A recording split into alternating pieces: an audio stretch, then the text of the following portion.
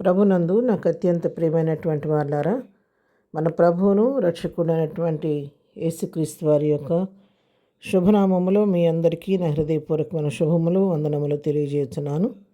ఉదయకాల సమయంలో దేవుని వాక్యాన్ని మనం ధ్యానం చేసుకుందాం. ఈరోజు వాక్య ధ్యానం కొరకు మనం తీసుకున్నటువంటి లేఖన భాగం కీర్తన గ్రంథం 54వ కీర్తన 4వ వచనం. ఇదిగో దేవుడే నాకు సహాయకుడు, ప్రభువే నా ప్రాణమును ఆదరించేవాడు. ఆమెన్. దేవుని నామమునకు మహిమ కలుగును గాక. ఇక్కడ భక్తుడైనటువంటి దావీదు రాసినటువంటి కీర్తనలో దావీదు చక్కగా చెప్తున్నాడు. ఇక్కడ దేవుడే నాకు సహాయకుడు, నా ప్రాణమును ఆదరించేవాడు నా ప్రభువే అని ఎంతో స్పష్టంగా ఇక్కడ తెలియజేస్తున్నాడు. అవును ప్రియులారా, మన దేవుడు అన్ని పరిస్థితుల్లో మనకు చాలిన దేవుడు. ఆయన మనతో కూడా నడిపించే దేవుడు. మరి మన వెన్నుతట్టి ధైర్యం చెప్పి అన్ని పరిస్థితుల్లో తోడుని నడిపించే దేవుడు మన దేవుడు. ఆయన మనకు సహాయకుడు, మన ప్రాణాన్ని ఆదరించేవాడు. ఆయన సమస్యల వలన అంతరంగంలో రకరకాల శోధనలతో కొట్టబడుతూ మనసు నెమ్మదిలేని పరిస్థితులతో ఆదరణ లేకుండా కొట్టబడుతున్న పరిస్థితుల్లో ప్రభు మనతో ఉండి మన ప్రాణాన్ని ఆదరించే దేవుడు. ఆయన మనకున్న సమస్యల్లో మరి ఏ సహాయం లేని పరిస్థితుల్లో ఆయన మనకు సహాయకుడుగా ఉండి మన పక్షంగా ఆయన కార్యం చేసే దేవుడు, సహాయం చేసే దేవుడు.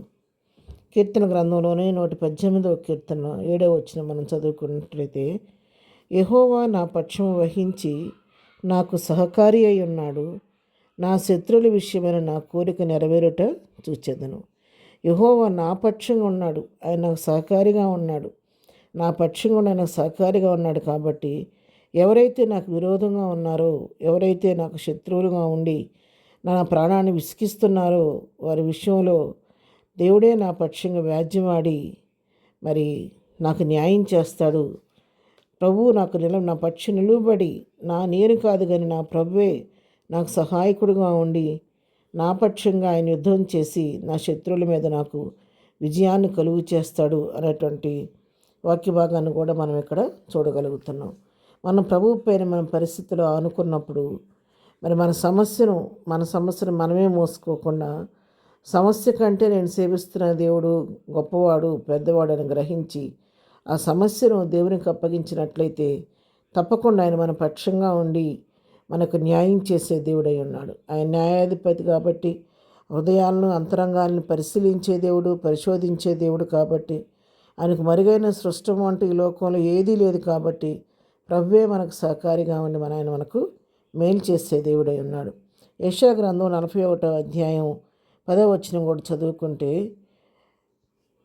భయపడకము, నేను నీ దేవుడినై ఉన్నాను, దిగులు పడకము, నేను నిన్ను బలపరుతును, నీకు సహాయం చేయవాడను నేనే, నీతిని నా దక్షిణ హస్తంతో నిన్ను ఆదుకుంటాను అని చెప్పి ఇక్కడ తన భక్తుడిని ప్రభు ధైర్యపరుస్తున్నాడు.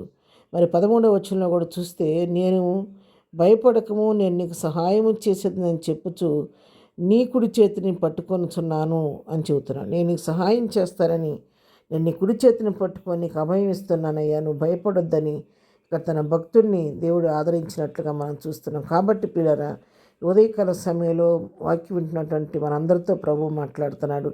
మీరు ఎవరు ఏ స్థితిలో ఉండి దేవుని వాక్యాన్ని వింటున్నారో నాకైతే తెలియదు, కానీ ఒకవేళ సమస్యల్లో ఉండి, శోధనలో ఉండి, సహాయం లేక కొట్టబడుతున్నారేమో, లేదా అనేక సమస్యలు విసిగి వేసారిపోయి మీ ప్రాణం ఆయాసపడిపోయిందేమో, ఆదరణ లేకున్నారేమో, నీకు పక్షంగా ఉండి నీకు మేలు చేసే దేవుడు మన పక్షంగా ఉన్నాడు.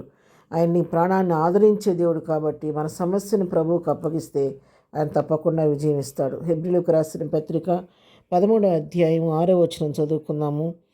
మరి ప్రభువు నాకు సహాయుడు, నేను భయపడను, నరమాత్రుడు నాకేమి చేయగలడు అని మంచి ధైర్యంతో చెప్పగలవారమై ఉన్నాము. చూసారా, మనం ప్రభువు పైన ఆధారపడ్డప్పుడు మనం ధైర్యంగా ఈ మాట చెప్పగలుగుతామంట. ఏమనంటే, ప్రభు నాకు సహాయుడు, నేను కాబట్టి నరమాత్రుడు, నేను భయపడను, వాళ్ళు నాకు ఏం చేయరని చెప్పిన మంచి ధైర్యంతో చెప్పగలుగుతాం. కాబట్టి ఉదయకాలం విధంగా మనం కూడా మన ప్రతి సమస్యను ప్రభువుకు అప్పగించి ధైర్యంతో కృపాసనం చేద్దాం, ప్రార్థన చేసుకుందాం. ప్రేమగలిగిన తండ్రి, పరిశుద్ధుడైన మా ప్రియ ప్రభా, ఉదయకాలం మాకు ఇచ్చిన ఈ వాగ్దానం బట్టి నీకు వందనాలు. మీరు మాకు సహాయకుడు ప్రభా, మా ప్రాణాన్ని ఆదరించే దేవుడు అయినందుకు వందనాలు. ఇదను వాక్యం బిడ్డ అందరిని ఆదరించండి, కనికరించండి. వారి వారి సమస్య నుంచి విడిపించి వారి ప్రాణానికి కావలసిన ఆదరణ, నెమ్మది, ఓదార్పు కలిగించండి. ప్రతి సమస్య పరిష్కరించండి. దుఃఖులను ఓదార్చండి, సమస్యలను వారిని విడిపించండి, బలహీనలను స్వస్థపరచండి. ఎగ్జామ్స్ రాస్తున్న బిడ్డలకు కావలసిన పరలోక జ్ఞానం దయచేయండి. ఈ దినం బర్త్డే, మ్యారేజ్లో జరుపుకునే బిడ్డల జీవితాల్లో ఆశీర్వాదం, మేలు దయచేయమని, ఈ దినమంతా నీ కృపాక్షాలం మాకు తోడుగా ఉంచమని యేసునామములో ప్రార్థించడి పొందుకొని ఉన్నాము తండ్రి. ఆమెన్. ప్రభు కృప మనందరికీ సదాకాలము తోడయుండి నడిపించునుగాక. ఆమెన్.